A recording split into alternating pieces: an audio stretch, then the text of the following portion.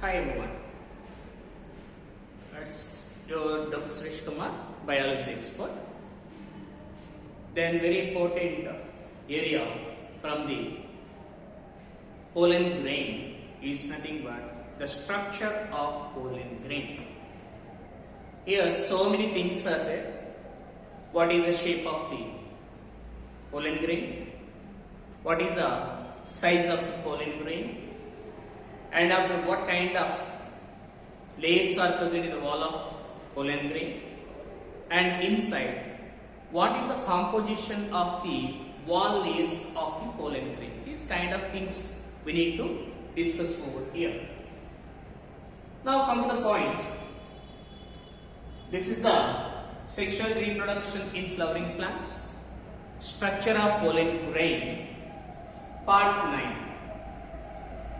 The very first point is the shape of the pollen grain in general is nothing but spherical.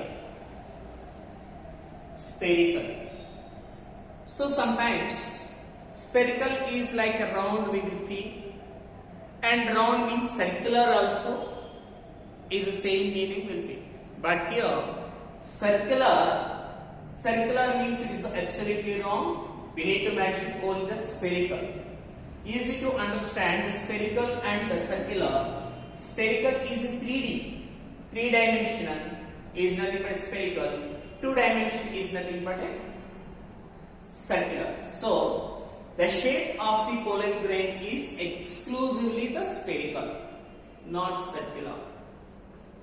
Then size. What is the size of the pollen grain? The size of the pollen grain measured about it is 25 to 50 micrometers. μm. So here sometimes the question will be given. The units are changed: centimeters, millimeters, meters, etc. So you need to focus more attention on the that is the micrometers, where it is the diameter. It is the diameter. Now, if you see this pollen grain, it has one wall. The wall is again having the 2 layers. This is a wall, and it is made up of 2 layers. Like this. One white color I mentioned, one yellow color. Here, these two collectively called as wall. That is a pollen wall. The wall is composed by 2 prominent layers. That means each pollen grain has a prominent 2-layer wall. How many layers are present in the wall of the pollen grain means we need to say that is a 2-layer. What are the names of those walls? See here, it is outside, outer, and the white color is inner.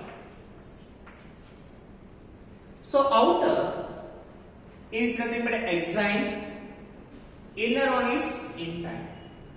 So there is a much information about the exine. Very important questions will be arise from this exine. Intine is also there. Very few questions chance is there. Now here, what are the major questions we can find on this exine main? It is the outermost layer.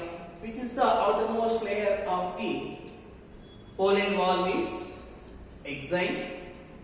And immediate question on the exine.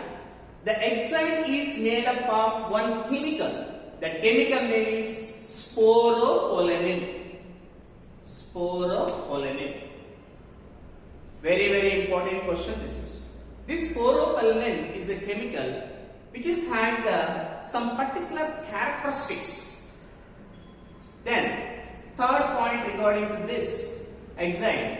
It is hard and discontinuous layer. Hard and discontinuous layer. It means generally if it is like this layer wise means it is a continuous layer. Here it is not having, like these gaps are present. Like these gaps are present. These gaps. That's why it is called as discontinuous layer. These are called as prominent apertures. Prominent apertures where the gap is there. No? This is called prominent apertures or nothing but germ pores. That is mentioned later. I'll talk to you. Next, we need to talk about the special characteristics of sporopollen. Very commonly being question on this. Here, it is the most resistant organic substance or material. First point under the sporopollen is most resistant organic material. Identify the following is the most resistant organic material means that is the sporopollen. And other characteristics also there for this. It can withstand at high temperature. Even the temperature is given more than 100 degrees also it can able to survive. Next, it can withstand in strong acids and strong alkali, means bases. So, if you take the pollen grain, on the pollen grain, if you pour any H2 concentrated H2SO4, HNO3, like this concentrated strong acids and at the same time strong bases also, then pollen grain can't be able to disturb because of the exile is having the sporopollen. Next, so because of all these things, sporopollen is having the characteristics. That's why here pollen grain can be able to withstand for the long time. Then here pollen grains are well preserved because of presence of sporopollen chemical. Why? Because sporopollen is a it can withstand high pressure, high temperature, it can withstand with the alkali and strong acids. All these mentioned, that's why we can well preserve any kind of pollen grains. Now here I told you it is the discontinue. On this question is the germ pores. The exile of pollen has a prominent apertures. Apertures means opening. A prominent apertures known as germ pores. Very important. Germ pores. Here very important question we need to discuss. Where the germ pores are present, there is no any kind of sporopollen. It is also very common. Where sporopollen is absent. Sporopollen is absent. Then exile exhibits a fascinating array of patterns and designs. Suppose like for example, this exile only having this kind of fascinating array and designs like this. So entire is not having. Now much information is present in the NCERT regarding the exile. Very commonly outer layer, sporopollen chemical, and sporopollen is this outer layer is discontinuous. Then afterwards sporopollen characteristics is the most resistant and withstand at high temperature, high pressure, strong acids, strong alkali. That's why the pollen grains are very commonly preserved. Then germ pores where the discontinuous areas are there. These are called as prominent apertures. These prominent apertures are nothing but pollen grain. This germ pores. The germ pores where the germ pores are there. There is no any kind of sporopollen. That is the big question for us.